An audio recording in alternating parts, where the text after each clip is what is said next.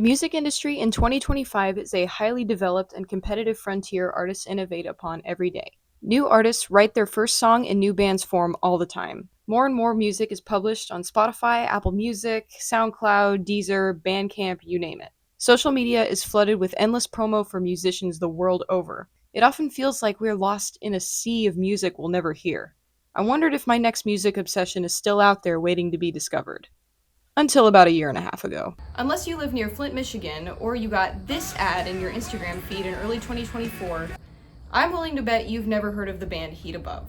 Their freshman album, Tell Me How to Feel, released November 2023, and it is a masterpiece of musicality and songwriting, and nobody needs to tell me how to feel about it. Brace yourselves because this review is kinda gonna be all over the place. I would be doing this incredible trio a disservice if I didn't shout into the void about them, so here we go. Heat Above is a new alternative band that describes themselves as your supply of melancholy dream rock that, much like that emoji, is an absolute hidden gem in this virtually endless sea of underground rock music. I asked the night I found this band about what artists they like, and they responded 21 Pilots, Arctic Monkeys, and Red Hot Chili Peppers. So that should give you a bit of a taste of what we're getting into. The band was formed by current members Brady Lott as their simultaneous lead vocals and drummer, if you can believe it, and Jack Davis as their bassist alongside his brother Michael on lead guitar, who has since quit. After Michael left, a new face officially joined the band, Jalen Swinton.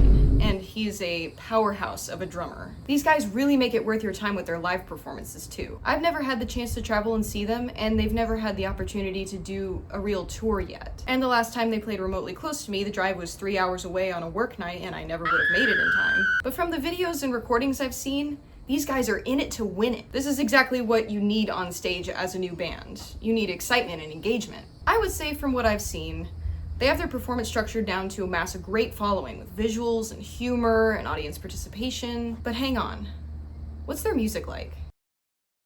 Dreamlike. Intense. Tear-jerking.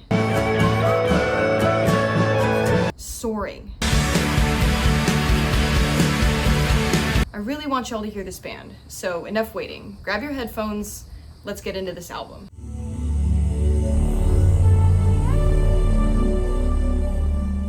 Tell Me How to Feel opens with an atmospheric intro track. These magical sounding synths fading in and out. I get so excited when I pop the CD in or hit play on Spotify. The anticipation for quite possibly the greatest first few seconds of an album I've ever heard plays with this track.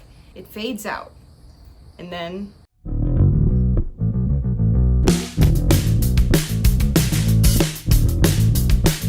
oh my god. I know we're only one track in, but I cannot help myself. This would straight up take me out if they opened a show with this. Like, my head would pop clean off of my body. This track is exciting, it's upbeat, it's danceable. I wanna get up and rock out. I wanna pick up the beginner bass that rots in the corner of my room and learn to play this song. Jack, if you're watching this, hi, big fan. Bass tabs, please? Anyway, man, what an opener. Trust me when I say this is one of the most energetic album openers I've ever heard. The drums are fast and exciting. The lyrics feel like our storyteller has something really important on his mind to get to this mystery girl, I guess, who he's singing to. The bass drives this song. The guitar tone is angry but bright at the same time. It's cool, it's fun, it's nice. Roll credits.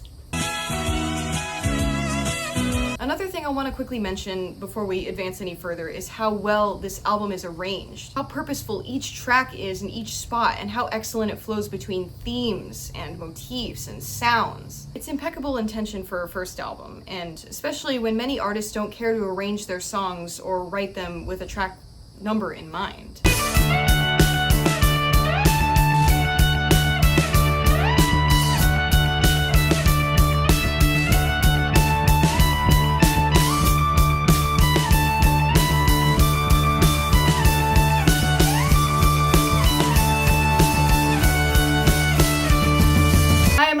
Here during this guitar solo. We're not even through the first track and I'm already screaming in my car. Just kidding, that'd be funny though, but we're not even close to being done with this because you know what we jump straight into after this one?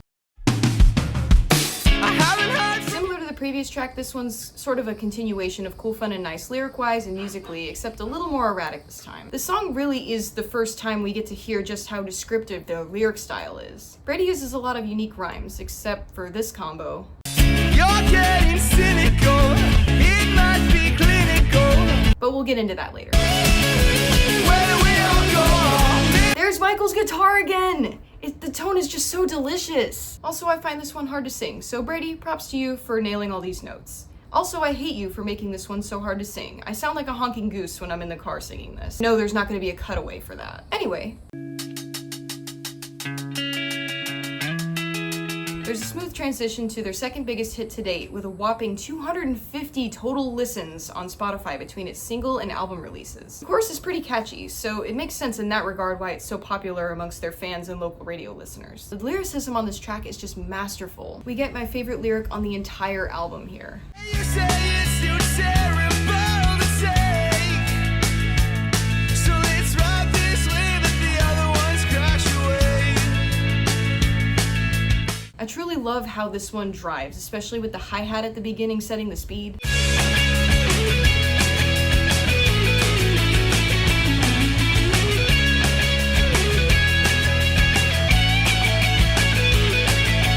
The guitar solo is so good. It's something you could definitely speed to on a road trip. For legal reasons, don't, but my point still stands. The layered guitar tracks with two different melodies over the top is such a small detail, but it's so important. It creates this heart-grasping sound, not even in a way where you'd feel sad.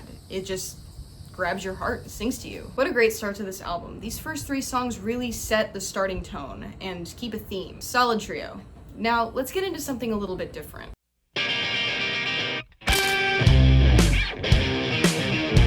The song has a heavier feeling than the previous ones, mainly because of the guitar riff with like an angrier sound. My favorite bass line on this whole album is in this song.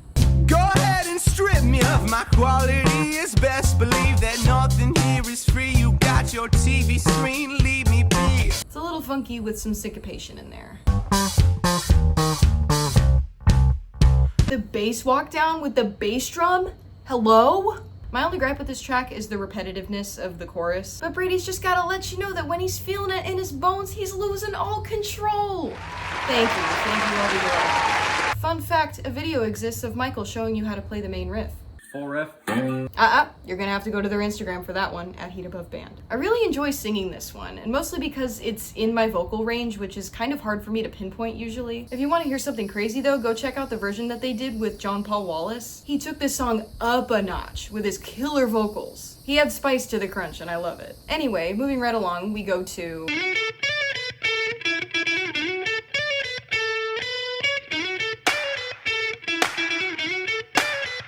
I need Royal Blood to cover this one. Go listen to Hold On from their album Typhoons and you'll understand why. This is the first song on the album we get piano! Tell me your obsession with the present self-expression happening in succession. Come and kick me while I'm down. It may be a minor addition, but it is so important for what's to come. The piano works hand in hand with the bass here, which is sort of taking a back seat considering it's had a very upfront and center presence throughout the first half of the album. The main guitar riff turns into almost a solo during the last couple repetitions of the chorus.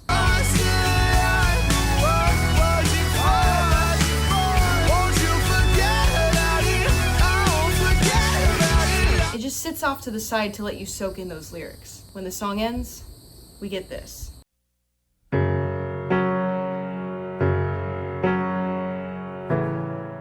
3:30 semi-instrumental track, finally setting an official theme. Musically, it's posing the question, what's all this for? It's self-aware. What is all this for? Lyrically, though, we're met with the album's name, Tell Me How to Feel, which introduces a theme of what I think is codependence, but more on that later. We're treated to the piano from the previous track, coming forward and creating a more somber atmosphere than before.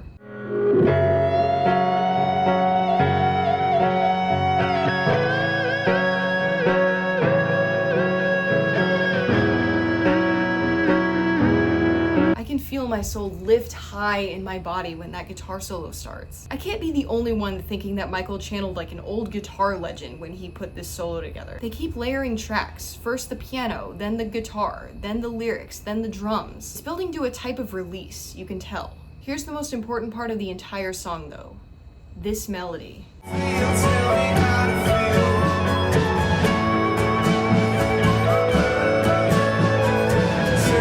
The sound is blooming from the rich soil that is the piano-guitar solo combination. Put a pin in this motif for later. We're gonna need it. We hear the legato pedal rise back up, then... Alright, let's do it.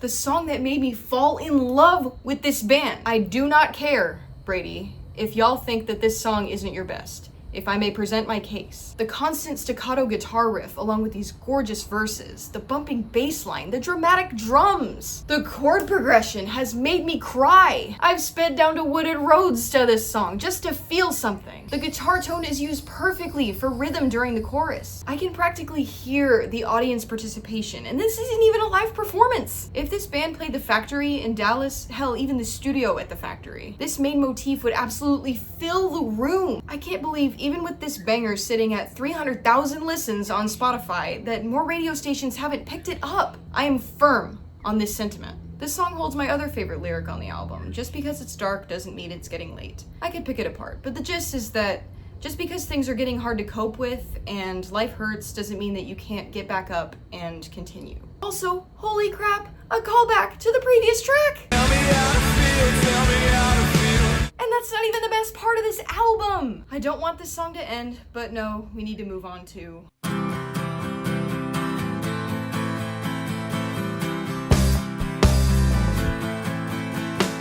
We do slow down here. If I had a gun to my head and I had to choose which song was weakest on this album, I would have to say it's this one. It doesn't exactly match up to everything else lyrically, but it's still a really solid song. I like the double vocals with the two lyrics going on near the end. Catch my breath, the snow is all break my foot, Still a good song and a nice cool down, especially from the emotional intensity that was Take a Peek. Albums are often emotional roller coasters, and this song is kind of like when you turn a corner after a big drop.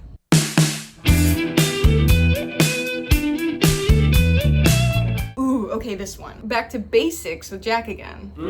No, for real, I don't even count the guitar riff as the main melody for this song because the bass line is just so strong. It's really nice as a counter melody. I love how this song builds over time, especially with the singing. By the end, Brady is pretty much screaming. I saw you coming, I saw you coming, I saw you coming,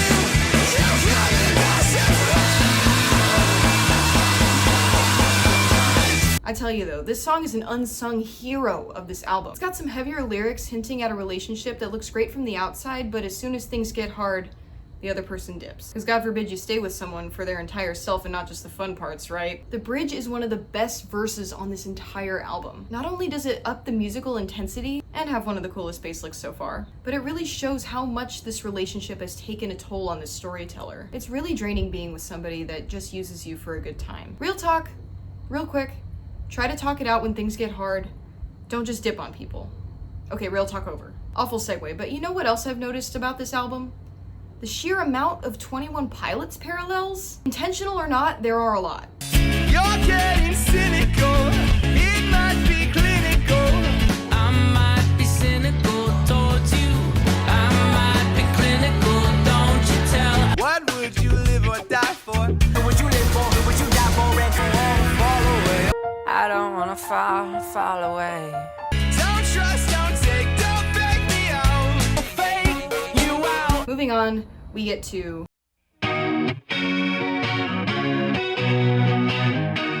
arguably the best song on the album. I love these lyrics so much. The feeling of there being something missing, and it's doing what you want, not just what other people want you to do. I think lyrically, this song is the most important on the album just because of the theme. The pre-chorus has a really nice building chord progression, so there's a satisfying release when the chorus hits. But is that selfish of me? Although I want to believe. We also get alternate lyrics during the last chorus. What?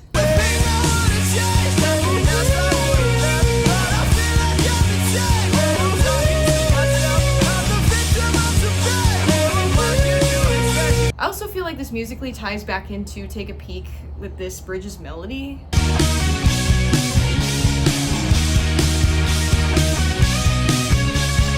I know it's not a recurring motif, but it sure sounds like it. Finally, we go to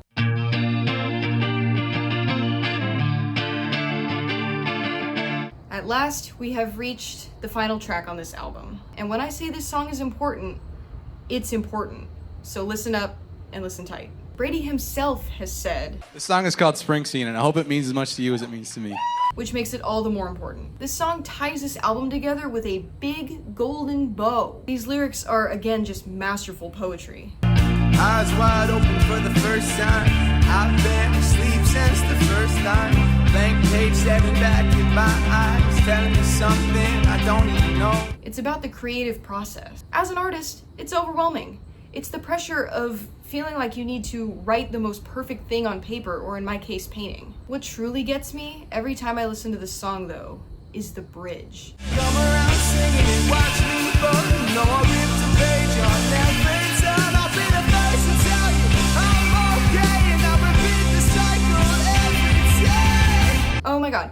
Crying, screaming, snotting all over myself. Are you kidding? And you're not even ready for the best part of this whole thing.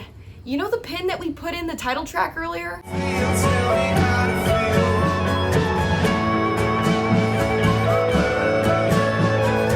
Tell me. That part? Now listen.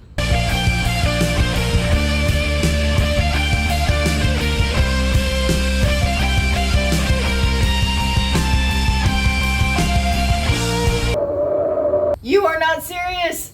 The motif, the themes, the callback. It's incredible! So many musicians neglect that the entire purpose of an album is to make it cohesive so that you can call it an album and not just a collection of songs. But Heat Above understood the assignment! Correct me if I'm wrong, but I really believe that this album is about codependence and learning to feel comfortable creating for yourself and living for yourself and thinking for yourself. Creative anxiety comes from the need to impress others over what makes you happy and what you want to create. Staying in a relationship that doesn't serve you out of fear of what the other person might do or say and the consequences of inaction on your part or even the other person's part is self-doubt. Learning to trust what you like and need is essential to finding yourself. This album is the first step in a journey of self-discovery. Did I dig too deep? I don't care. This album is a masterpiece. I'm not going to give it a score because I don't think that you can objectively give a score to an album. I don't want to influence anyone else either. This is coming from someone that likes Pink Floyd and 21 Pilots, but also likes AJR and the first Imagine Dragons album, so take my opinion with a grain of salt. I know I'm going to get flack for saying that. I do implore you, though, to listen to this album all the way through, whether with headphones or in your car or both. And not at the same time, please. God, please don't put headphones in while driving. Also, go check out their merch. They even offer a CD, which is such a cool little thing to have from them. Even if you don't own a CD player, you get a little lyric booklet and now outdated photos of them. Yay! I also have a t-shirt, and it's super comfy. Look, it says keep it breezy. I'd wear it every day if I could, and it's already got a pasta stain on it. Whee! They also threw in a sticker when I ordered. No lie, I was order number 20. And they signed the soft pack that they sent to me. It was really awesome. You guys should jump on this. As for right now, the band announced on a live stream that they have no plans for a sophomore album, and they will just be releasing singles for the time being. Their singles so far since this album and post Jalen's entrance are RT Under, Let It Out, and Sentiments and Dreams, if you're interested in some supplemental listening. And they're really good works of art, and I think you should check them out. If you live in the Flint area, or if you're able to travel to see them, please go see them in person. Tickets are like $5 usually, and you get a bunch of bands on the lineup in one night, so it's like a multi-band evening. Anyway, thanks for watching. Please tell people about this album, especially if you know somebody that might like it. I hope this video makes its way to the right audience, so this album gets the recognition it deserves. Please, algorithm, do your thing. Will I do another album review at some point? No idea. We'll see though. See y'all.